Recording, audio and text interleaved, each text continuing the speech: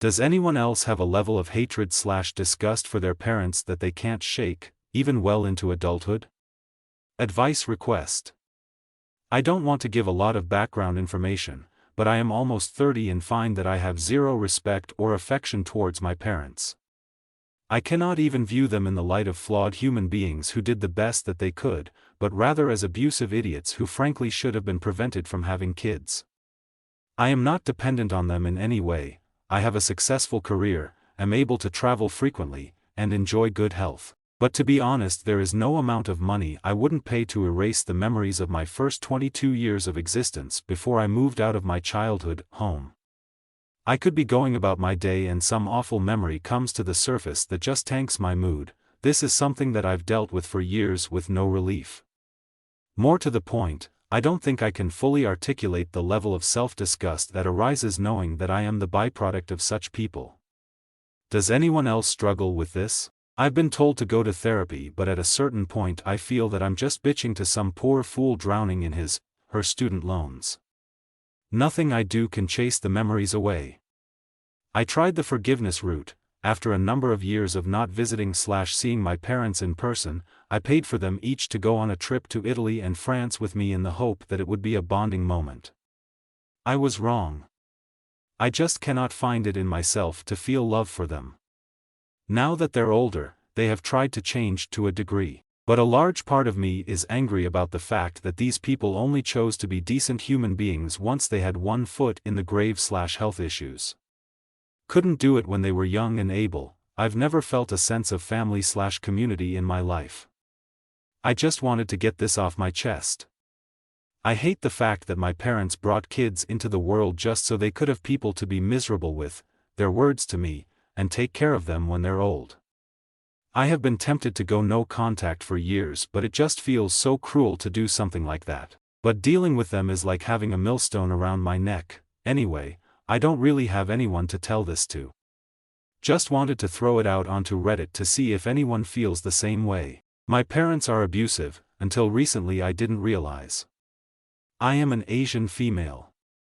My parents want me to marry a guy. Grandparents sob cause that guy is from high profile BG. I told my parents I didn't like him months ago. But they insisted me on meeting him. I stood strong and told them no, to which they didn't like. So my father kept yelling me that I'm not respecting them. My mom said I'm an arrogant bitch. I got tears. I said, fighting for yourself isn't arrogance. Where it came from, but she said I use people.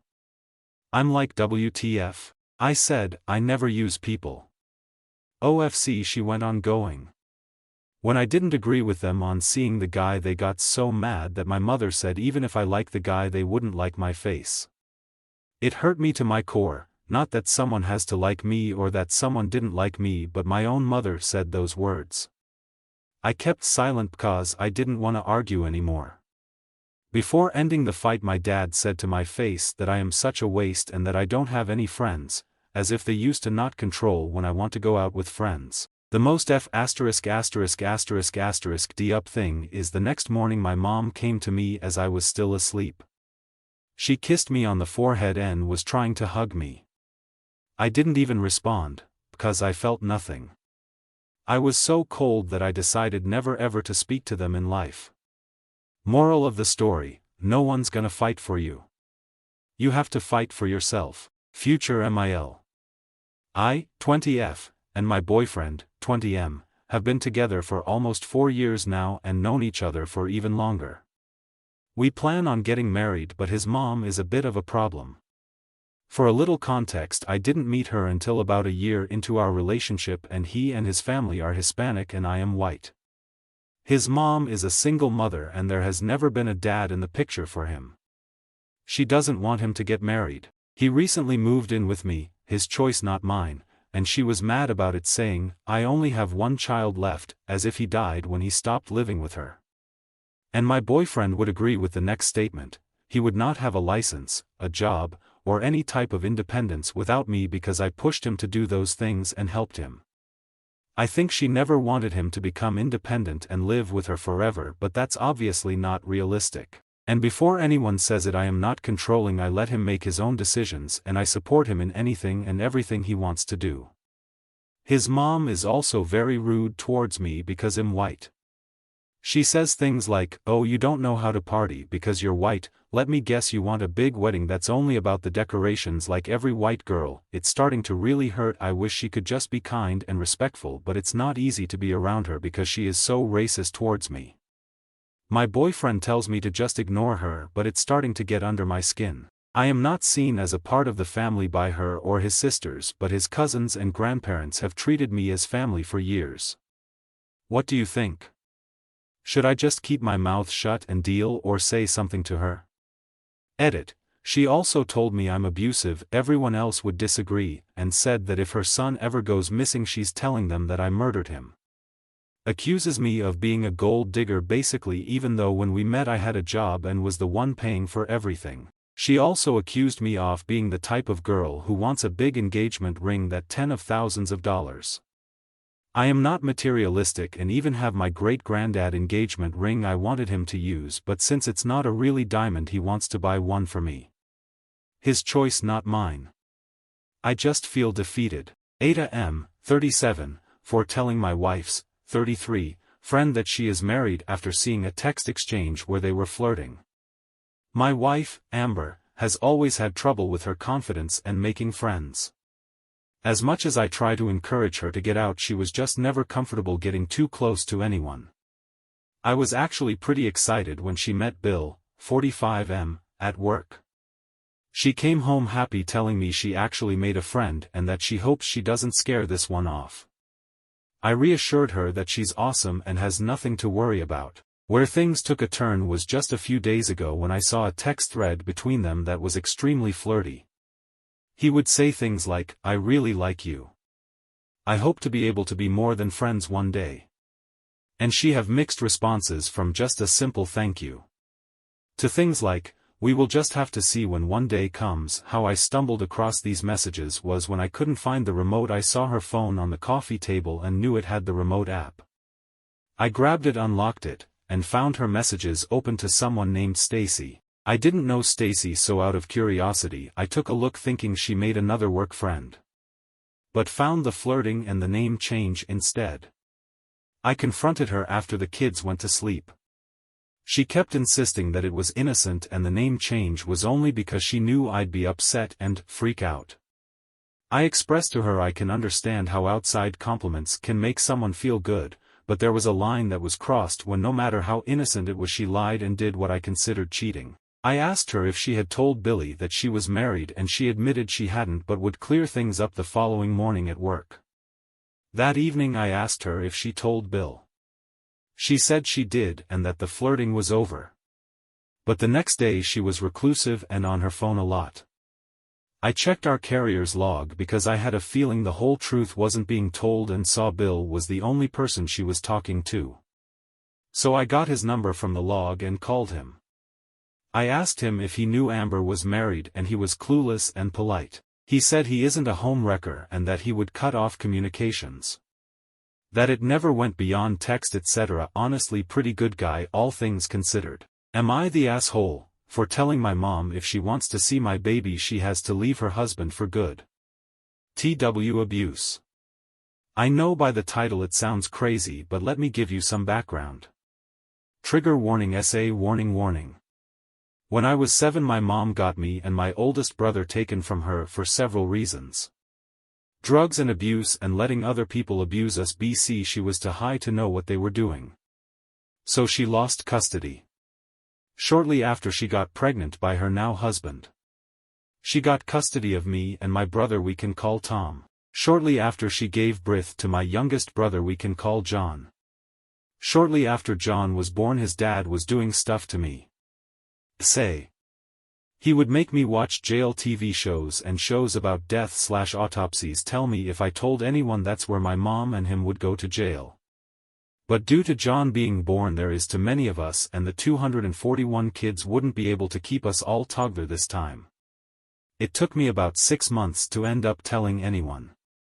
The only reason I told someone was I asked a friend and showed her my asked is this normal to have pain right here. She was 2 years older than me and she could see I was ripped. Asked me how this happened. I told her. She ran downstairs and told her mom. I was almost 10 by this time, my friend was 12. Her mom called CPS and told the person everything that just happened. Her mom reassured me that he was just trying to scare me so I would stay quiet and he could keep doing them bad things. It didn't go to court BC, it was my word against his, and my mom wouldn't consent to an exam for me to show them what had happened. Even though my friend's mom said her daughter seen the tear, my mom stayed with him, then put me on meds BC. She though I was crazy. I wasn't sleeping at night BC, that's when it would happen at night, and wouldn't shut doors if I was in a room by myself. So bathroom/bedroom ECT.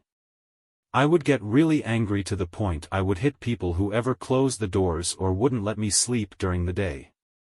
So they put me on mood stabilizers and sleeping meds. I was also on sleeping meds that would knock me out even after he would use this to his advantage. He would add Benadryl and melatonin on top of my meds and the abuse still continued, so I told my aunt for the 2ed time I told someone. She said they won't do anything, referring to CPS and to tough it out till I am 18 and leave. So a few more years passed. I was 15. Yes, the past 6 years I was being abused by my brother's dad. I told for a 3rd time. The 3rd time my mom flat out asked me and said, "Is he still doing things to you BC? I feel like he acts more like your boyfriend than mine," word for word. She kicked me out due to this and I lived with my grandma until I was 18, then left. Well, now I am pregnant and my mom asked, "And the baby born, can she come?" I told her no, BC. She knew this whole time I was being assaulted and told her she couldn't protect me and she's still married to him, that it's not going to happen to my kids. Ex cheated with her cousin and expected to save face? I think not. For context, it was her cousin-in-law. Let's start this story by saying this happened 12 years ago. I'm now happily married with 3 children and regret absolutely nothing. I was with my new ex for 3 years. I had noticed that she was being extremely controlling. I was expected to give every little detail of my day and tell her my schedule in advance, and if I deviated from that, she would be very upset. She chalked it up to just bad feelings she was having and shrugged it off as her paranoia for past relationships of infidelity. I had never once cheated or strayed, and I never gave her a reason to act like this. It felt unbecoming of my fiancé to act in such a way. Now this is where it gets juicy. After she had asked for my schedule to make plans, as mine tends to be more hectic than hers, I noticed she was texting someone. In my line of work, if I put in more than 40 hours, I have the ability to take time off at will as long as the work is completed at a later date. I was very good friends with a brother and still am. We laugh about this to this day, and he actively reminds her of it. I messaged him stating I wanted to do something special for her a little bit earlier than our anniversary to make sure it was a special surprise. They both worked in the same fabrication facility. He was a fabricator and she a shipping manager. He was kind enough to let me know her schedule. That's where the discrepancy falls into place. Without my knowledge, she was foregoing overtime. She worked 12-hour shifts Monday through Friday, with the exception of Wednesday, when she would only work half a day. She had been taking Wednesdays off right around the time that she started getting extremely controlling. Lucky for me, I had stacked several days of leisure time up, so taking a Wednesday off for me was not an issue. A few days go by, and Wednesday's here. I put on my work gear and leave for work.